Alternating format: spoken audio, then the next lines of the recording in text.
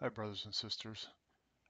Well, tonight's the 21st of September, 2014, and I just wanted to, share some, a little bit of Q&A I actually got involved in, sort of unbeknownst to me.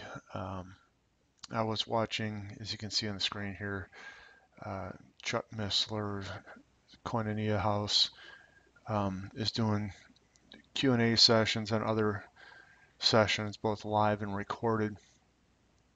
And I was like, you know, Dr. Chuck Missler is very thorough. If you ever buy one of his commentaries, you kind of got your money's worth on that. Um, so he's really, pretty impressive. And I was watching, and it's got to be almost a month ago now, uh, one of these Q&A sessions, and he got into a dialogue or a discussion about Habakkuk chapter 2, and we'll read a little bit of Habakkuk 2. I think that'll be good context, but he the point was, and the just shall live by faith. And when you go there, there's actually an end time cast to that whole passage. And I'm not sure they were really talking about end times when it was being discussed. I just remember him giving several examples or usages about, what's God's expectation of his own. And he pointed back to Habakkuk and then what he called the trilogy in the New Testament, and he'll talk about it here in a minute, but where he says basically three of the epistles were an expansion on the just living by faith and what that looks like in the New Testament epistles. And so we're going to hear, several minutes here of Chuck Missler responding to a question actually that I posted. And I posted, it was more like an observation. I was listening to him do this just live by faith, and what popped into my brain was maybe almost a year ago now, I did a couple of videos uh, where I was sort of saying, if we're believers uh, and we see the end approaching, you can kind of take two paths, I guess. You can say, well, the end's clearly in sight. I better stock up on water and bullets and ammo and gold and silver and try and position myself for liquidity because things are going to be tough or whatever. And then the other approach, which is kind of the one I was arguing for in those videos, is, you know, the Apostle Paul had an expectation that Christ was going to return in his lifetime. And that's why you get all the, wait for his appearing, sort of the doctrine of imminence is built, in the New Testament was sort of this anxious, expected waiting for Christ's return. And um, if Paul thought, Christ was going to return in his lifetime, and he never said, hey, Thessalonians or, Ephesians, go store up a bunch of water because you're going to need it.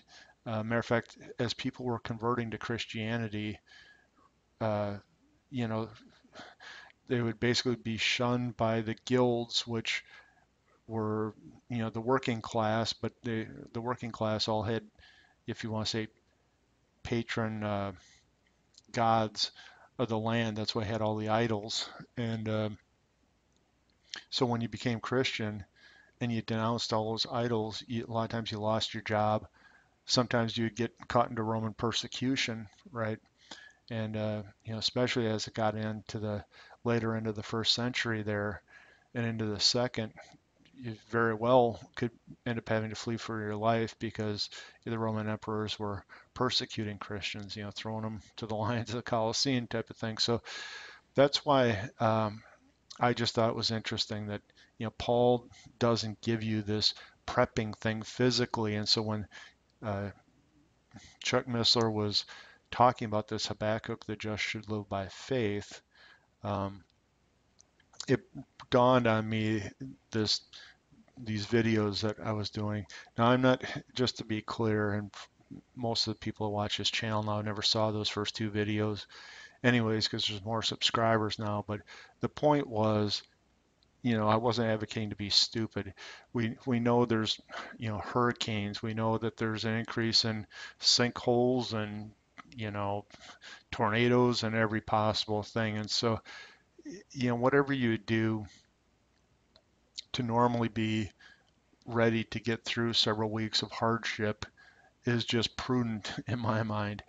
But I was talking more about and especially because I guess I'm a pre-tribulation believer, all the passages seem to point that way. Revelation 3:10 and, Luke 21:36 and on and on. You can list them all. And so I guess what I was lobbying for is a true believer in Christ, especially if you're a pre-trib believer, really that storing up excessive stuff because you're going to try and make it, for X number of years during God's wrath just doesn't make sense. And to me, again, you could be sowing to the flesh, trying to cover your buns, or you could be showing your faith by demonstrating to God that you don't expect to be here. You believe His word and you believe you're going to be gone. Now, like I say, you just got to be prudent about. We all saw, Hurricane Sandy, and we all see tornadoes, and we all see, other mass problems. And even you would have to point to, you could have a fairly decent expectation that we could even see some of that persecution that's going on in the Middle East. But even look at that. I mean, look at the Christian persecution right now in the Middle East or in Africa with Boko Haram. People are fleeing. So if you've got 2 years of water stored up for your family and 50 pounds of gold, I'm exaggerating of course, you're not going to flee with that anyways. If you're on the run away from persecution, all that becomes horribly impractical anyways. So the just shall live by faith, to me, is us demonstrating here in the end times that that we trust the Lord is going to return, and we trust that the bride's not going to get beaten up, and that you know beyond, if you want to just say, prudent preparedness for a natural disaster, which we see increasing every day. If you're trying to make it store up for the 7 years or store for at least half of it or something like that, you're probably just demonstrating that you don't have faith. At least you don't have faith in the pre-tribulation rapture. And of course, if you don't hold that view, I suppose there's no reason why you wouldn't be just storing up as much as you can. But that's the point I was making in those two videos. And so I asked this question, I'll read it, and you'll get, it's kind of funny because before they ask it to Chuck, somebody actually modified I called it a question slash observation, and he modified it by chopping off tying it back to Habakkuk 2, and you'll see that when Chuck Missler answers it, he answers it by pointing them back to Habakkuk 2. So I just thought that was really hilarious. The idea was triggered because of that, and then he removed that from the question or comment, and then Chuck went right back and pointed right at it. So I think, I guess there's a little scriptural support for why I had those two views. Otherwise, I wouldn't have done the video. But I mean, Dr. Missler points back at that as well, and we'll read the passage so you can see it for yourself here. So here's my question, and then you'll hear the response here in a minute. Thank you for these Q&As. They're a real blessing. My question slash observation is, when Paul was starting churches and obviously as such bringing new believers into risk of Roman persecution, he didn't have a message of prepping. The same can be said, I guess, as an argument for pre-trib rapture, as Paul operated on the doctrine of imminence. If he thought the 70th week of Daniel was about to start potentially in his lifetime, He didn't seem to tell his new believers to store water, food, or gold. The just shall live by faith. And that's the way I ended it. Now let's listen to um, how Dr. Missler answers that. Okay, yes. Here's a question from, let's see, it's just a username, if Lord willing. He writes this question and says, my question is with regards to Paul. Paul was starting churches and obviously, as such, bringing new believers into the risk of Roman persecution. And yet he did not have a message of prepping. The same can be said, I guess, of an argument of the pre-tribulation rapture as Paul operated on the doctrine of imminence. So my question is, given Paul's example in the first century, should we as Christians be concerning ourselves with prepping for the end times physically? Absolutely, in a sense. Now, let me explain what I mean by that. I think his letters to his pastors, several of them, prepare them for what's coming. He warned them that perilous times are coming. And he wrote 3 epistles amplifying Habakkuk 2, verse 4. In other words, the just shall live by faith. He gives us the ground rules, the posture with which to endure these changes that are coming. He didn't take up arms against Rome and its abuses. He rather had his people just prepare themselves for the hardship so that they would endure. And he didn't give them a mission statement to rid them of the abuses of Rome. He gave them a mission statement to declare the reality of who he is. Our mission statement is to make the person of Jesus Christ known. But to do that, we need to know who he really is. And it's disturbing to realize how many people are misinformed in some way about Jesus, the Messiah. And that he's not a concept. He's not a wonderful teacher. He's not a guy that happened to do some miracles. No. He's the God incarnate, the creator that built this place in the first place. And he entered it with a mission to provide a remedy for us. And it's the declaration of that mission that is the gospel. The gospel is not taking up arms against same-sex marriages or taking up, not that those aren't valid causes, especially for a democracy, presumably. But that's not the calling we have. Our calling is to declare the gospel. And that gospel is defined in the first 4 verses of 1 Corinthians 15. Right. And it's that Christ died for our sins according to scriptures, that he was buried, he rose again the 3rd day. That's the gospel. And the shocking thing is to realize how rare it is to hear that old-fashioned statement preached today. And it's old-fashioned, it's not new, it's not people. It's amazing that many churches are guilty of not teaching the gospel of Christ. Right. They're doing a lot of worthwhile things, perhaps, but not that they aren't necessarily consistent with the mandate that he gave us. And I think he is very serious about the mandate he gave us. And that's why we really are taking warmth with what we call the spiritual entrepreneur. What I mean by that is someone who's operating with a measure of independence. Paul did. When Paul was with the Corinthians or when he was the Thessalonians, he never took a penny from them. He was able, by his vocational skills and whatever, to provide himself, make himself free of charge to them. And he doesn't disparage a minister getting substance from the people he's ministering to. But Paul made the point that he didn't. And we need to understand what his peculiar role that I like to call a spiritual entrepreneur. He presented his financial independence as one of the credentials he put on the table when he shows up. And there are a few exceptions to that, but he took donations for other churches, not for himself. Well, I think it's also significant. You mentioned the Habakkuk 2:4 reference. That the context of that, of course, is Habakkuk is delivering this horrible message that the nation of Israel is going to be judged by this foreign army that's going to come in and devastate the promised land. And so it wasn't a promise of peace and prosperity that the just shall live by faith, as if somehow that the style of living would be somehow peaceful. In fact, it's against the backdrop of the fact there will be turmoil.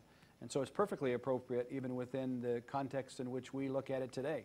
how much more it's important for us to remain in a state of mind where we live by faith and not look and be shaken terribly by the events taking place in the world. It might be worth us to recap that for someone that may be new to this idea. Paul wrote 3 epistles. Habakkuk chapter 2 verse 4 says, "The just shall live by faith." Who are the just? Paul writes the epistle of the epistle of the Romans to define justification. It's the most eloquent piece of writing ever written on the planet Earth, having to do with this problem of sin and how we deal with it. And the book of Romans, and in Romans chapter 1 verse 17, Paul quotes Habakkuk 2:4 and builds that epistle on that very theme. Who are the just?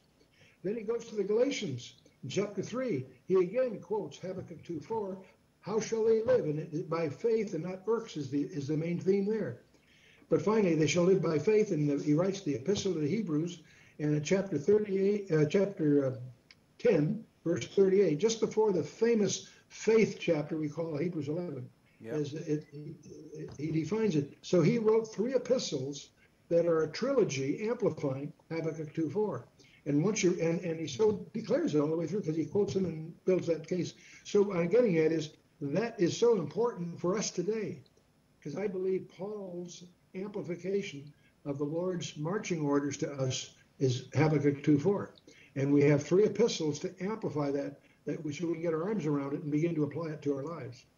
Yes, absolutely right. And I think that's the foundation upon which we need to keep refocusing our attention on as things do become more uncertain around us, and that is that the just shall live by faith is where needs to be our daily reminder of how we're to respond to the unsettling times in which we currently are in and will be plunged into even more in the future. So, and getting Paul's expanded version of what that means in Romans, Galatians, and Hebrews, of course, are absolutely essential, I think, for us to be able to be productive in these difficult times. Let me move on to another. Okay. Well, let's take a look here now at Habakkuk chapter 2, the King James Version here. "I'll stand upon my watch and set me upon the tower, and will watch to see what he will say unto me, and what I shall answer when I am reproved. And the Lord answered me, and he said, Write the vision, and make it plain upon tables, that he may run that readeth. For the vision is yet of an appointed time, but at the end it shall speak and not lie. Though it tarry, wait for it, because it will surely come, it will not tarry." So let's just pause there for a sec. This is Habakkuk is warning about the Babylonian taking of, he's prophesying and being warned of the Babylonian taking of Jerusalem. And he was probably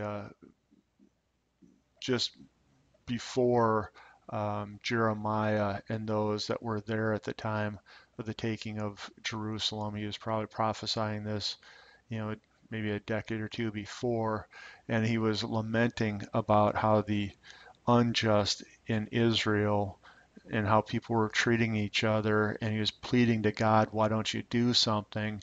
And then God is answering that he's going to send this army, and Habakkuk, when he hears of it, he's kind of sickened, because the Babylonians' reputation, of course, was so wicked, and he couldn't believe that that's going to be the judgment. So behold his, and there's a near far prophecy in here. So yes, the coming Babylonians, but at the end it shall speak. And I checked some commentary, and we'll look over here on the pulpit commentary quick when we're done reading this, but there is an end time final fulfillment to this. Okay, behold his soul which is lifted up is not upright in him, but the just shall live by faith. And there's the marching orders, as Dr. Missler says.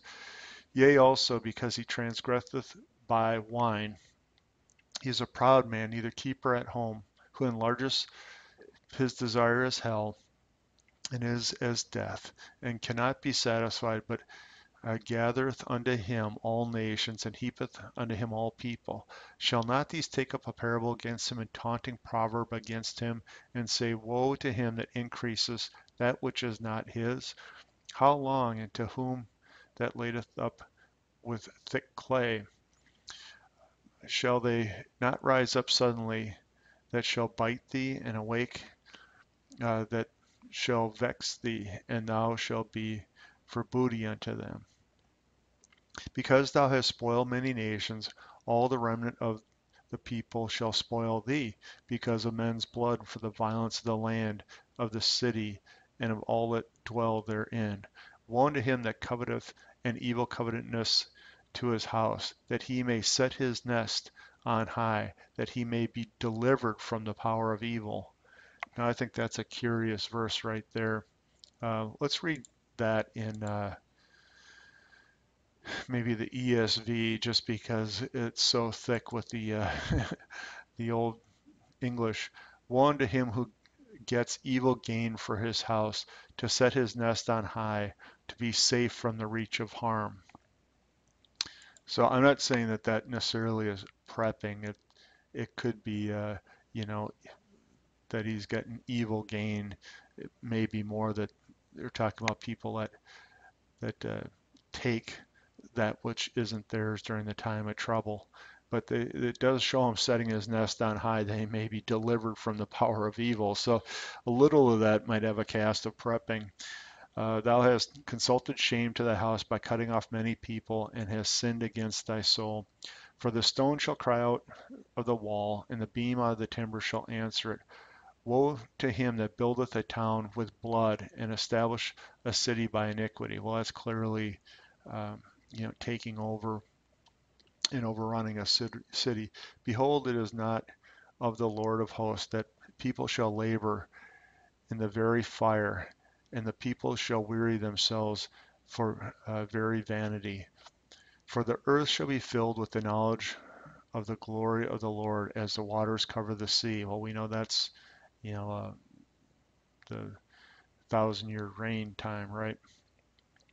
Woe unto him that giveth his neighbor drink, and putteth a bottle to him, and maketh him drunken also, that he may look on their nakedness. Thou art filled with shame for glory. Drink thou also, and let thy foreskin be uncovered. The cup of the Lord's right hand shall be turned unto thee, and shameful spewing shall be on thy glory.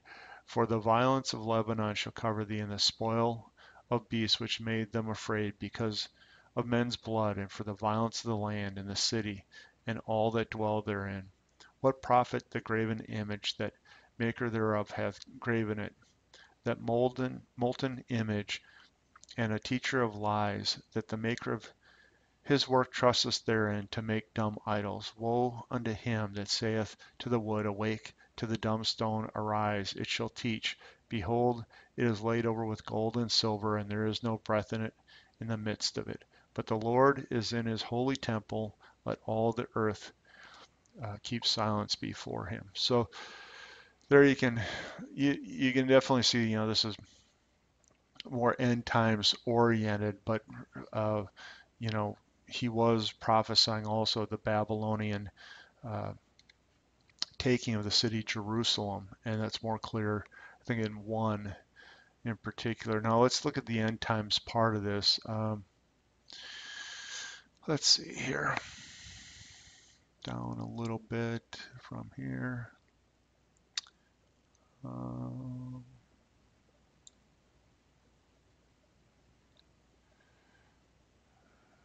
just a minute. Okay, this is the pulpit commentary. We're looking at verse 3 here. 4. Reason is given why the oracle is to be committed in writing. It is yet for an appointed time. The vision will not be accomplished immediately, but for a period fixed by God. Now, he's talking about for is yet for an appointed time. That is moed here. If you want to check that, um, there you go, moed.